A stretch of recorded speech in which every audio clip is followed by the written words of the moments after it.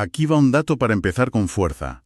La esclerosis múltiple es una enfermedad con al menos 10 mecanismos de daño diferentes. 10 como mínimo. Pero la gran mayoría de las terapias que se usan hoy en día solo se dirigen a uno, o a dos como mucho.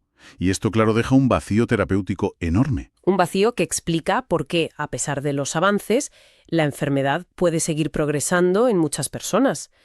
Es una frustración constante, tanto para pacientes como para neurólogos. Frenas una vía de ataque, pero la enfermedad encuentra otras para seguir avanzando. Exacto. Pues justo de eso vamos a hablar. Hoy nos metemos de lleno en un documento que propone una respuesta, como mínimo audaz, a ese vacío. Se trata de una propuesta de protocolo terapéutico llamado Protocolo AC. La fuente que manejamos es un documento del doctor Carlos Gibaja, de noviembre de 2025. Y no solo detalla el protocolo, sino que recopila y resume una veintena de artículos para construir el razonamiento que hay detrás. Y eso es lo fascinante, que nos obliga a ver la enfermedad no como un único problema, sino como una red de procesos que se conectan y se retroalimentan. Y el protocolo, en su diseño, intenta ser eso, un reflejo de esa complejidad, una especie de contrarred. Pues esa es nuestra misión hoy, desgranar la base científica de esta propuesta, casi como si estuviéramos descifrando una estrategia. Veremos por qué la AM es tan compleja y cómo cada componente de este protocolo pretende actuar en todos esos frentes. Vale, para empezar a desgranar esto, situemos el problema. Más allá de la definición básica, ¿qué procesos clave describe el documento como el núcleo de la esclerosis múltiple? El documento lo descompone en 3 actos de un mismo drama. El primero es la inflamación. El segundo, la desmielinización. ¿Qué es la consecuencia directa, no? La destrucción de esa capa que recubre a las neuronas, la mielina. Justo, como si pelaras el aislante de un cable. Y el tercero, el más grave, es el daño axonal. O sea, el daño directo al cable en sí, a la neurona. Este último es el que causa la discapacidad a largo plazo. Y todo empieza, si no me equivoco, con una confusión del sistema inmunitario. Esa es la chispa inicial, lo que llamamos autoinmunidad. Por razones que, aún no se comprenden del todo, unas células inmunes muy específicas, los linfocitos T, Los subtipos TH1 y TH17 creo que menciona. esos mismos, se activan de forma errónea y empiezan a reconocer la mielina como un enemigo al que hay que atacar. Cefálica. Ahí está el segundo punto clave que el documento recalca, la disfunción de esa barrera. En la esclerosis múltiple se vuelve permeable. Es como si el control de seguridad del cerebro empezara a fallar. Totalmente. Empieza a dejar pasar a agentes hostiles. Esos linfocitos T invasores entran en el sistema nervioso central y, montan allí su campamento, generando la inflamación y el daño que vemos. Lo que nos lleva directamente a la insuficiencia de las terapias actuales que mencionábamos. El documento pone un ejemplo muy claro con el ocrelizumab. Sí, y es un ejemplo perfecto para entender el problema del vacío terapéutico. El ocrelizumab es un fármaco muy eficaz, ¿eh? Elimina un tipo de célula inmune, los linfocitos B. Vale. Y con eso reduce la inflamación de forma muy significativa. Sin embargo, no actúa directamente sobre los linfocitos T, que son los otros grandes protagonistas del ataque. Claro. Ni sobre el estrés oxidativo que se genera, ni sobre la neurodegeneración que puede ocurrir de forma independiente a la inflamación de fuera. O sea, ganas una batalla importante, pero la guerra continúa en otros frentes que tu arma principal no puede alcanzar. Exactamente. Por eso, a pesar de un tratamiento potente, la enfermedad puede seguir avanzando silenciosamente. Cubres una parte del problema, pero no toda la red de procesos.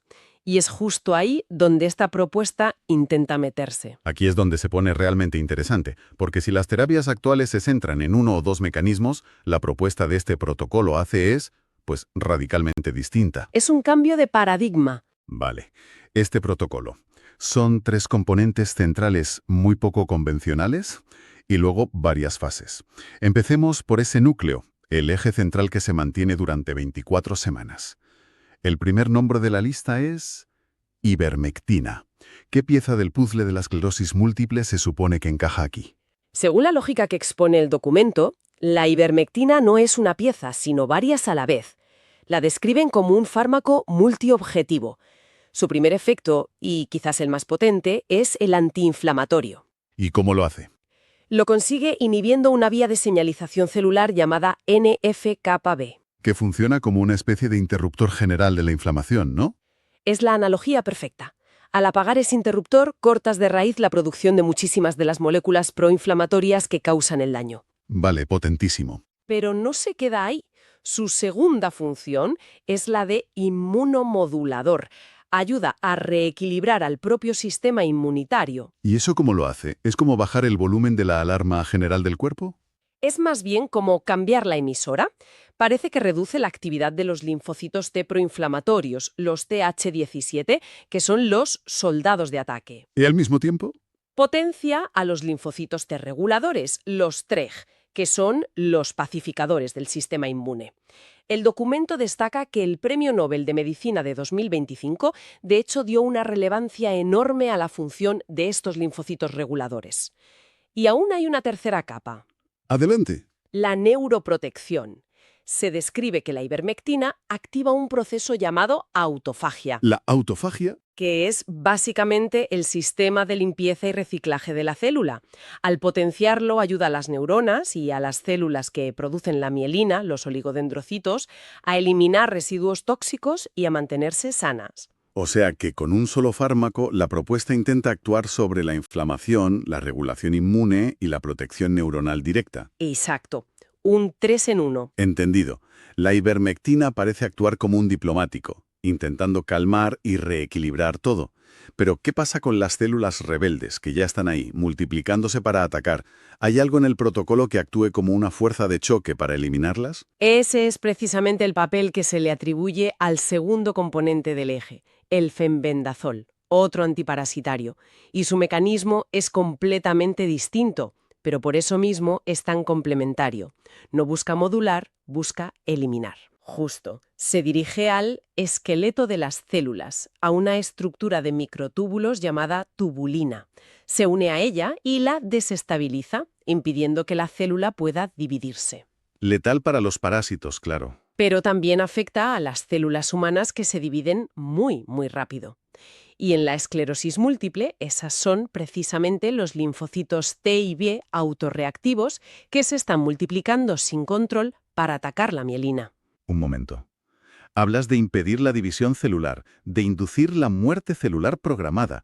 Eso suena drástico. ¿Qué garantías se mencionan en las fuentes de que esto no afecte a células sanas que también necesitan dividirse? Esa es la clave de lo que se llama citotoxicidad selectiva. La hipótesis que se maneja en los artículos citados es que estos compuestos afectan sobre todo a las células con un metabolismo y una tasa de división anómalamente altos. ¿Como los linfocitos autorreactivos en plena expansión? O las células tumorales, por ejemplo. Las células sanas, con sus ciclos de división normales y regulados, serían mucho menos vulnerables. Pero es que la propuesta del documento va un paso más allá. ¿Hay más? Sí, una hipótesis de doble acción. Al ser un compuesto lipofílico, que se disuelve bien en grasas, se cree que podría cruzar la barrera hematoencefálica y actuar también directamente dentro del cerebro. ¿Y allí qué haría? Allí, la teoría es que podría reprogramar metabólicamente a la microglía. La microglía, las células inmunes propias del cerebro, correcto. Exacto. En la EM están en un estado proinflamatorio constante. El fenbendazol podría cortarle su fuente de energía preferida, la glucólisis, forzándolas a adoptar un estado más calmado y reparador. Sería como pacificar a la policía local del cerebro para que deje de contribuir al caos. Es una buena forma de verlo, sí. Tenemos entonces un inmunomodulador y un agente que ataca a las células rebeldes. Pero ambos necesitan llegar al cerebro, que, como decíamos, es una fortaleza. El tercer componente del eje es el DMSO. El dimetilsulfóxido. A primera vista no tiene nada que ver. Es esta la pieza que conecta a todo. Es el gran facilitador y protector del equipo. El DMSO es un potentísimo agente de soporte. Su principal característica, según los documentos, es que es un captador de radicales libres extremadamente eficaz. Un antioxidante. Un antioxidante masivo, sobre todo de los radicales hidroxilo, que son de los más dañinos en la neurodegeneración. Pero su fama viene de ser un disolvente. Y ahí está su propiedad más particular en este contexto. Se postula que puede aumentar la permeabilidad de la barrera hematoencefálica de forma temporal y controlada. Lo cual suena a la vez útil y peligroso. Si abres la puerta para que entren los fármacos del protocolo, ¿no la abres también para que entren cosas que no queremos? ¿Cómo se aborda ese riesgo? Es una pregunta crucial. El documento no detalla los mecanismos de control, pero la literatura científica sobre el DMSO sugiere que su efecto es transitorio y depende de la dosis. La idea no es derribar la barrera, sino hacerla, ligeramente más porosa durante un corto periodo de tiempo. Actuaría como un vehículo, entonces. Como un caballo de Troya, para ayudar a que la ivermectina y el fenbendazol lleguen en mayor concentración al cerebro, que es justo donde tienen que actuar. Y mientras lo hace, él mismo aporta sus propios efectos antiinflamatorios y neuroprotectores. Vale, creo que el eje central, la estrategia de base, está clara. Pero el protocolo no es estático. Tiene 3 fases de 8 semanas. Ahora que entendemos el núcleo, hablemos de las capas que se van añadiendo. ¿Cuál es la lógica de la fase 1, donde se añade vitamina D3 con K2? La lógica es empezar por los cimientos. Existe una evidencia científica abrumadora que relaciona el déficit de vitamina D con un mayor riesgo de desarrollar esclerosis múltiple. Y con una peor progresión, además. Exacto. La vitamina D es un inmunomodulador fundamental por derecho propio. Por tanto, la fase 1 busca corregir desde el minuto 1 un desequilibrio de base que predispone a la autoinmunidad. ¿Y por qué se añade la K2? No la he visto tanto en este contexto. Es una cuestión de sinergia y de seguridad. La vitamina D3 aumenta la absorción de calcio. La vitamina K2 se encarga de dirigir ese calcio donde debe ir, principalmente a los huesos, o incluso el cerebro, donde podría ser perjudicial. Es, por así decirlo, el director de tráfico del calcio, que moviliza la D3. Entendido. Y después de esas 8 semanas, en la fase 2, se quita la D3K2 y se introduce vitamina A. ¿Por qué este cambio? ¿Buscan un efecto secuencial o son funciones distintas? Buscan reforzar una de las acciones clave del eje central. Si la vitamina D sienta una base inmunológica general, la vitamina A, o más bien su forma activa, el ácido retinoico, tiene un papel muy específico y documentado. En el equilibrio de los linfocitos T. Justo, en regular ese equilibrio del que hablábamos antes entre los linfocitos T de ataque, los TH17, y los pacificadores, los TREG. Es como añadir un especialista para afinar aún más la respuesta inmune, una vez que la base ya está más estable. Vamos pasando de un modo de ataque y modulación a uno de reparación y control de síntomas. Esa es una excelente manera de verlo, es la fase de resolución. El omega 3 es conocido por ser antiinflamatorio, pero el documento destaca algo más profundo. El cuerpo utiliza estos ácidos grasos para fabricar unas moléculas especializadas llamadas resolvinas. Resolvinas, me gusta el nombre. Y como su nombre indica, no solo son antiinflamatorias, sino que activamente resuelven la inflamación. Es un paso más allá de simplemente apagar el fuego. Totalmente. Es como enviar a los equipos de limpieza y reconstrucción después de que los bomberos hayan actuado. Promueven la eliminación de residuos y la reparación del tejido. ¿Y a eso se suma el CBD? Eso es, el cannabidiol, que aporta sus propios efectos antiinflamatorios y neuroprotectores, y además es muy útil para el manejo de síntomas muy comunes en la M, como la espasticidad o el dolor neuropático. Es una fase para consolidar, reparar y mejorar la calidad de vida. Y durante todo este proceso de 24 semanas, el documento recomienda el uso constante de probióticos. Sí, como un soporte transversal. Cada vez hay más evidencia de la importancia del eje intestino-cerebro.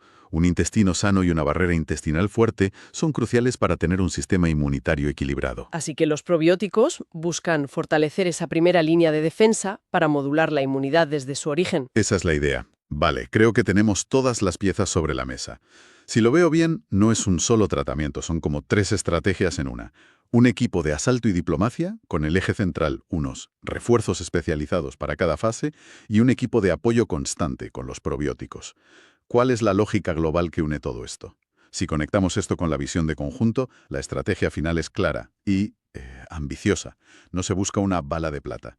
Lo que se propone es un ataque coordinado y sinérgico desde múltiples ángulos, para cubrir esos vacíos que dejan las terapias convencionales. Primero, una inmunomodulación y citotoxicidad selectiva muy potente con la ivermectina y el fenbendazol, para frenar el ataque autoinmune. ¿El asalto principal? Segundo, establece un soporte antiinflamatorio, antioxidante y neuroprotector masivo con el DMSO, el omega 3 y el CBD. Su objetivo es proteger al sistema nervioso del daño colateral y de los procesos degenerativos. Y tercero, añade una capa de regulación y optimización metabólica e inmune con las vitaminas y los probióticos. Lo que significa que la idea fundamental es abordar simultáneamente la autoinmunidad, la inflamación crónica, el estrés oxidativo, la neurodegeneración directa y la salud del eje intestino-cerebro. Intenta poner un parche en casi todos los mecanismos patológicos que se describían al principio. No deja ningún frente importante descubierto. Es una estrategia de cobertura total. La hipótesis subyacente es que solo atacando la red de procesos patológicos con una red de soluciones terapéuticas se puede aspirar a detener de verdad una enfermedad tan compleja. En resumen, hemos desgranado la lógica científica detrás de una propuesta terapéutica para la esclerosis múltiple que es, como mínimo, rompedora. Se basa en el reposicionamiento de fármacos que ya existen y su combinación con suplementos para crear una estrategia multiobjetivo. Una estrategia que busca, precisamente, hacer frente a la enorme complejidad de la